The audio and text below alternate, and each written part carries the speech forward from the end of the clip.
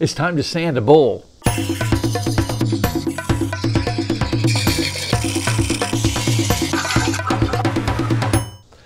Hi, I'm Kent and welcome to Turn a Wood Bowl. Today we're going to talk about sanding the wood bowl once you're done turning it. Now when it comes to sanding, there are really only three different types of people. There are those that love it, there are those that hate it, and there are those that are obsessed with it. Now I can tell you I'm definitely not obsessed with it, but actually I'm kind of in the middle. I don't love it, but I also don't hate it.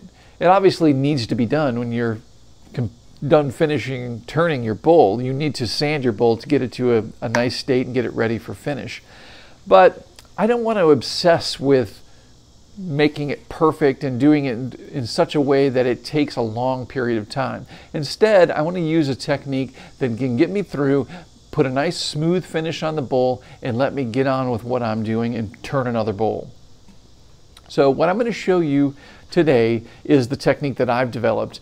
Now, you may have an existing technique, and if it works for you, great. Or you may be looking for advice or information about how to sand your bowls. That's what this is about. But when it comes to sanding and finishing bowls, or any woodwork for that matter, there are thousands, probably actually infinite amounts of ways to do it.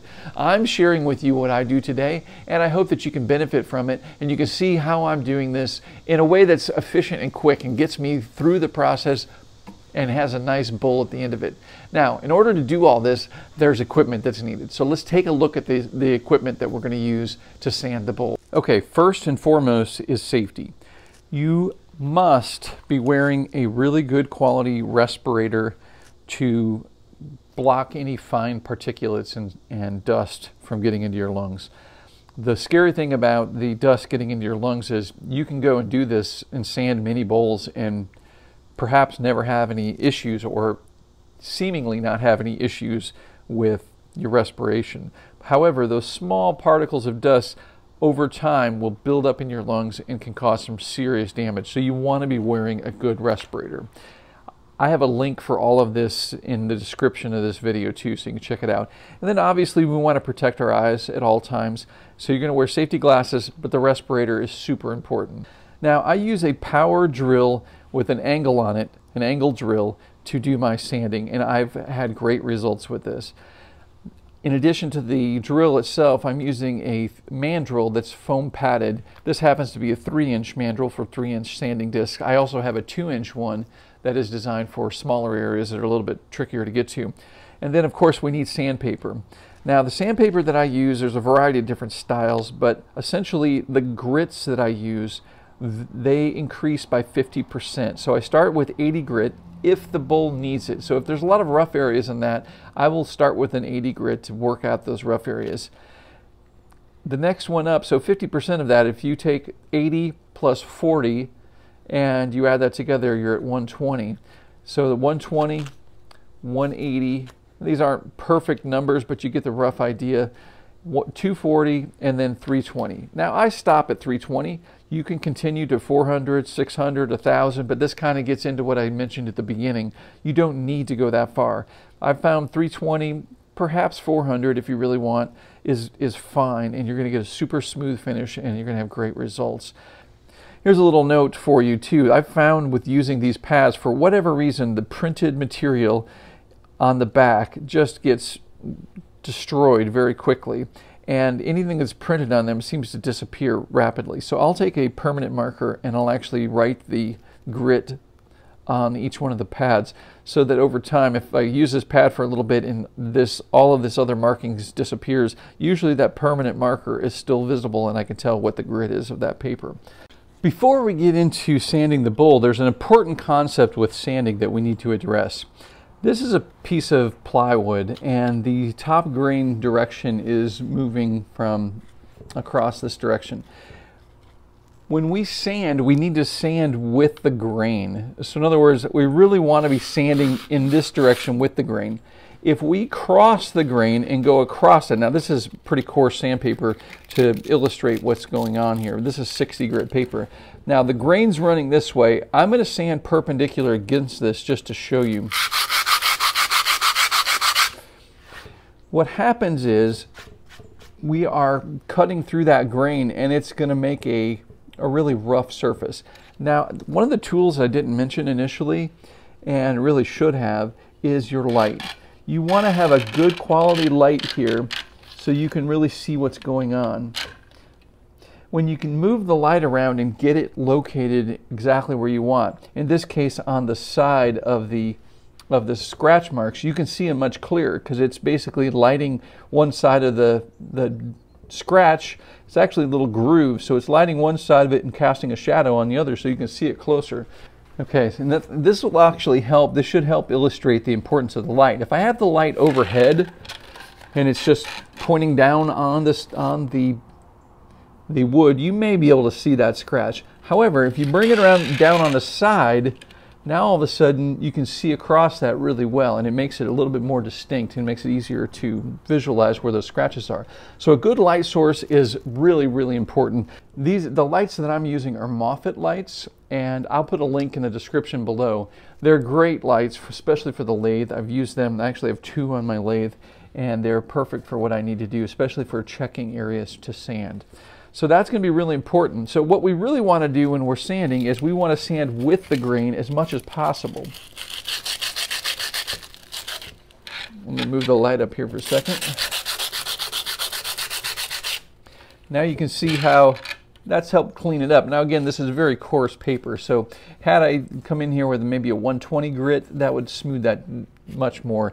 But it's not scratching it up as much as it did when I went across the grain. So let's keep that in mind. What we ideally want to do is we want to be sanding with the grain as much as possible.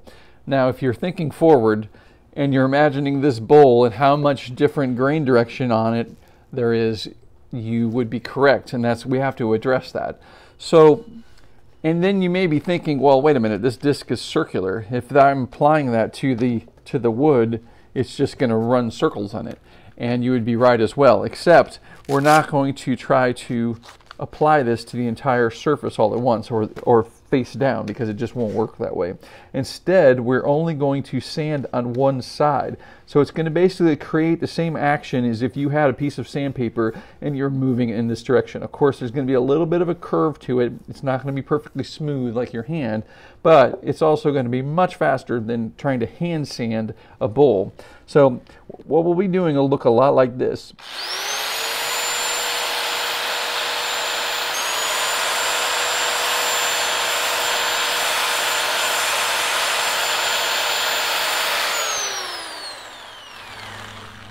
So what's happening is it's making this streak, and you can see it here in the wood, in the grain, and I'm keeping just the edge of the disc in line with the grain of the wood. And with just using the edge of that disc, what happens is I'm able to keep the sanding in line with the grain and focus it in just a small area in line with the grain, so I'm not making those scratch marks that we saw earlier. We don't want to add more scratch marks to our bowl. We want to smooth the surface, and this is the way to do that. Before you start to sand a bowl, it's a good idea to kind of assess the surface and have an idea where you're going to be working. For instance, I have some torn out end grain right here, and this is going to be a little bit tricky. I have some tool marks going through here. I can see those right here. I'm going to mark those with a pencil.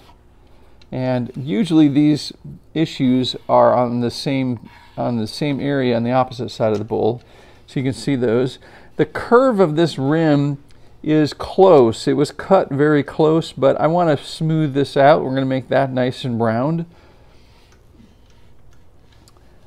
All right, looks pretty good. I've got a little divot and a little ring in the center here.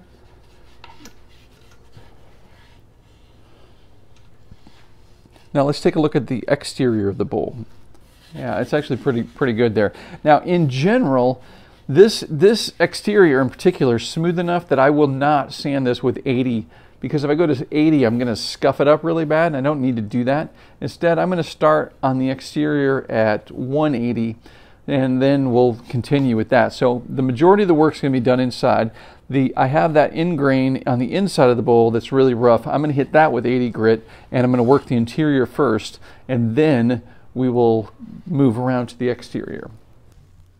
Okay, so I start off with 80 grit whenever there's any kind of texture or material that needs to be removed.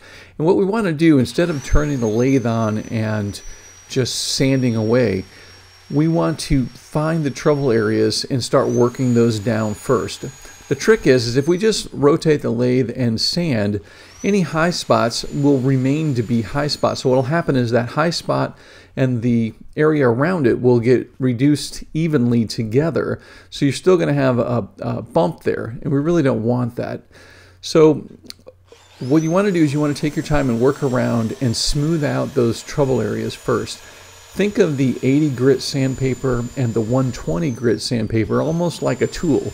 You know, you hear the joke about about getting your 80 grit bull gouge out. Well, that's kind of what's happening. Okay, so now here I rotate my wrist. If you can see, the grain on the end grain there is at an angle. So I've twisted my wrist to the left so that the side of the pad is parallel to that grain. And then all I need to do then is just kind of sweep across that grain with the right edge of the sanding pad to sand that area. And that's what I'm doing throughout this entire process. I'm going around and trying to line up the edge of the pad with the direction of the surface grain. Now, the direction of the grain is literally the direction of the surface grains. Don't get this confused with the grain supported cuts like you might have seen in my other video as far as turning with the bull gouge and that. This is different. We're actually just concerned with the surface grain and the actual direction of the grain when we're sanding. So what I'll do is I'll basically work around with the 80 grit sandpaper and take all of the high spots down and smooth out as much of the area as possible and really get a good clean even surface. So now when I sand through the grits, instead of leaving high spots, those high spots are going to be gone, and I'm going to basically be smoothing more even surface at that point. It's a good idea to use your fingers and just get in there and see what it feels like, see if you're still detecting any rough areas. Don't underestimate the sensitivity of your fingers when it comes to checking the surface or for checking the thickness of the bowl. All right, now here with the high spots removed, what I'm going to do is I'm going to sand from the inside of the rim down towards the center, but not the center. We never sand the center of the bowl with the lathe on. And the reason for that is that you can't control stopping exactly in the middle of the bowl. And what will happen is you will sand down to the center and across, and what that causes is you would be sanding the area right up before the center, and if you accidentally go over, then you're sanding on the other side of center, which means you're going to start making a little groove around the middle of the bottom of the bowl. So instead of sanding with the lathe on, you want to look at your pith. Right here you got the top and bottom of the pith, so that's the grain line going through the bowl, and you want to do a sweeping pass across the center, again on the edge of the pad, the sanding pad, and smooth out that center area. That's all you have to do for the middle of the bowl, but just do not go down into the middle of the bowl with your sanding disc while the lathe is rotating.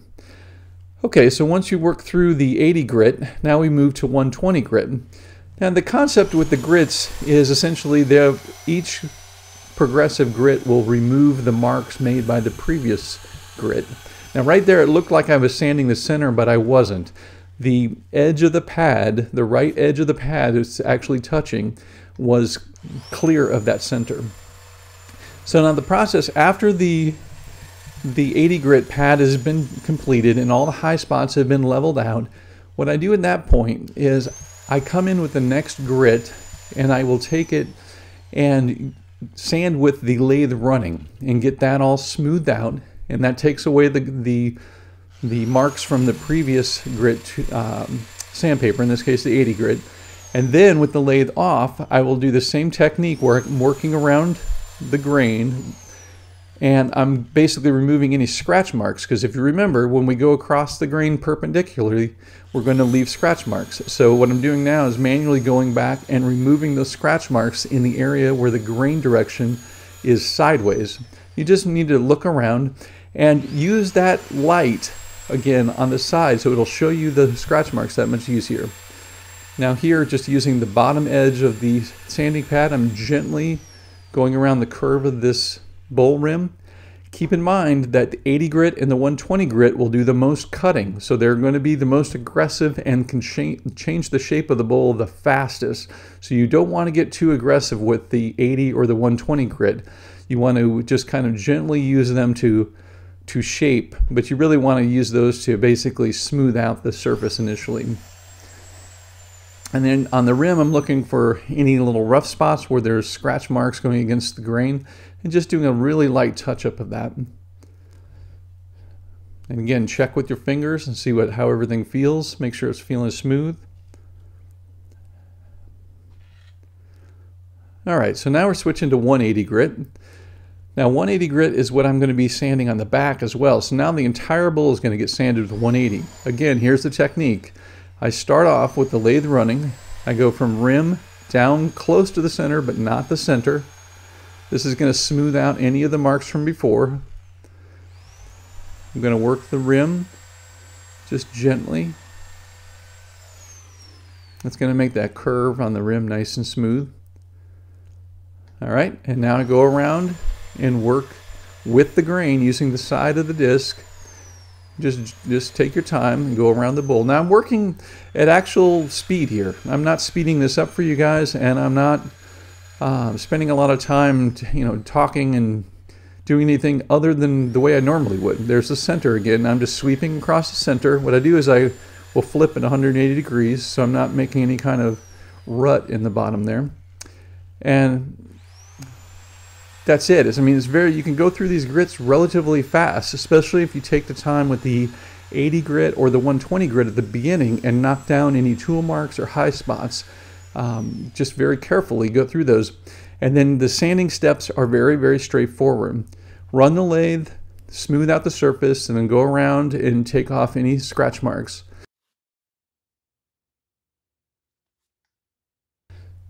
So now I'm going to work the back of the bowl with the 180 grit. I'm using the bottom edge of the sanding pad here.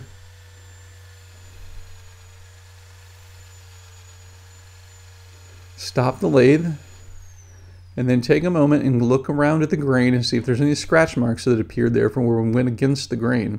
And if there are, then you just work those out. Now, the light shining right down the side of the bowl will help you see those marks very easily. And again, you can see I'm using the edge of the pad and lining it up with the grain there. Typically, if it's on one side, it's on the other as well. So flip it around 180 and check there, and you'll probably find the same marks.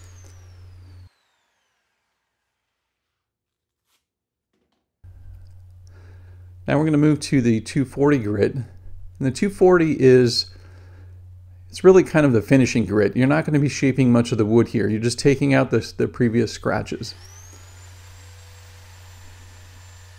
Now I will use the 240 and the 320 to round over those sharp edges on the edge of the bowl. If I hit those with the 80, 120, or 180, they seem to be a little bit too aggressive, and they'll change the shape of that rim really fast. So use those finer grits, the 240 and the 320, to really finish up that edge and take any kind of hard edge off that I want. Same process, lathe is running. Rim down towards the center, but not the middle. Again, that pad is not touching when it crosses the middle. It's just the right bottom edge of the pad is touching, just like you see here. Now I'm rolling over that rim and making it nice and even and smooth. Now I'm going to switch to the last grit, 320 grit. Now the nice thing about these discs, these particular discs, they are perforated like screens, so if you pull them off the pad, they will release their material. I use both types of sanding discs. I have ones that are paper backed, then I have the mesh ones, and they both work great. The mesh ones are just a little bit more aggressive, which is kind of nice at times. Cleaning up that center, I'm basically just using the right side of the sanding pad and brushing it across that center to smooth out any of the previous marks. Again, take your time to feel around, see if you see anything that's going on that you want to fix.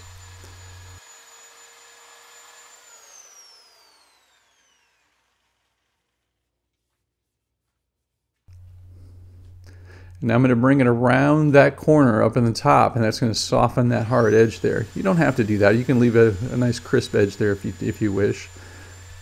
But I found that the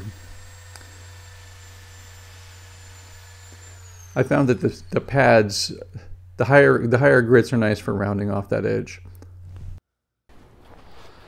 So that's the process of how I sand my bowls. I'm going to actually apply my favorite finish, which is tried and true original. If you're curious about this, you can check out the video. See the link up in the corner. Check this one out. This is one of the finishes I really like. It's a kind of a nice luster finish. It's not high gloss, but it gives a really nice sealing finish. Anyway, so you can tell by the way that I'm sanding that I'm not spinning forever here, and that's really important to me because, like I said, I don't want to be just sanding endlessly, and there's nothing fun about that. And I also don't want to be sanding this by hand. You can sand a bowl by hand. There's nothing wrong with that. And if you do that, you want to make sure that you move the sandpaper along with the grain of the wood, and it's going to be quite time consuming. And if you saw how I had the lathe going, that's actually going to help lower some of the areas that you're having issues with. It can help smooth out some areas really quickly, and then you stop the lathe and go back in and fix those areas and make sure that you're getting what you want. But all in all, like I said, I'm not trying to make these bowls perfect. I'm just trying to get them really good and have them ready for this stage in applying a finish. And it doesn't have to take forever. Now, when you get used to this technique, it may take a few bowls before you figure out the rhythm for yourself and whatever works best. But keep in mind, I'm only using a small fraction of the time sanding, and the majority of my time is spent turning. This particular bowl, I have not taken the tenon off, nor will I until tomorrow, because this finish needs to set up for a day, and then it will be burnished, and it's easiest to burnish this on the lathe. So I will turn this and burnish it with the 4/0 steel wool, and it'll give it a really nice final finish. So that's why I leave the tenon on in this particular case. And then tomorrow I will take that tenon off, and as you've seen in some of my other videos, you can watch those, and basically what I do is I just touch up the area around the tenon. I will sand that area, and then I will sand the bottom of the foot, and then I will apply finish. And I don't use the original, the tried and true original on the base. Usually I'll use tried and true Danish, which is just linseed oil, and I will make sure that that whole base area is coated, and it blends in perfectly with tried and true original. Another thing that I wanted to mention to you is I don't do reverse sanding. To reverse the lathe, you really need to make sure you have a set screw in your chuck or whatever device is holding your bowl. You need to make sure that set screw is in there, because if you reverse the lathe, it's going to unscrew that if it becomes loose. And quite honestly, I haven't found the need for that. Now, if you're doing spindle turning, that may be something that's more appropriate, because with spindle turning, believe it or not, you're going against the grain the whole time. So really just sanding while you're spindle turning and with the lathe running is creating grooves, and you're just basically making those grooves smaller and smaller with the higher grit sandpaper that you're using. So that's not what we're doing here. We're basically trying to go with the grain as much as possible and keep this bowl and get this bowl as smooth as quickly as possible. So I don't do reverse sanding, and I don't do wet sanding. I know a lot of people ask me, do I use water or some type of lubricant on sandpaper to sand it? No, I don't get down to those grits to be doing that. Now, I will sand bowls that are made from green wood, and the wood itself is somewhat wet. Now, if I get something that's really green and it's like throwing water off as I'm turning, what I'll do is I'll turn it to its final shape, and I'll leave the lathe on for however long it takes. Sometimes it's 15 minutes, sometimes it's an hour. And a lot of that moisture, the surface moisture, will be removed from the wood. And you can go through this same exact sanding process that I've shown you today on relatively wet wood and have great results as well. Now, as that dries over time, you may have to come back and do a little touch up with a fine grit sandpaper, but you can do all of these stages on a very green bowl as well. So I hope this video has been helpful for you. If it has, do me a huge favor, click that like button. And if you're not already subscribing, subscribe and click the bell. If you click that bell, you're going to be notified when I have new videos. And I got tons of new videos and some really fun stuff coming up. So you're going to want to click those. And like I always say at the end of my videos and the end of my articles on my website, which I hope you've seen my website, turnawoodbull.com. If you haven't, go check it out. If you're interested in turning wood bowls, there's a ton of information there. So as I end my articles and I end these videos, I like to say, until next time, happy turning.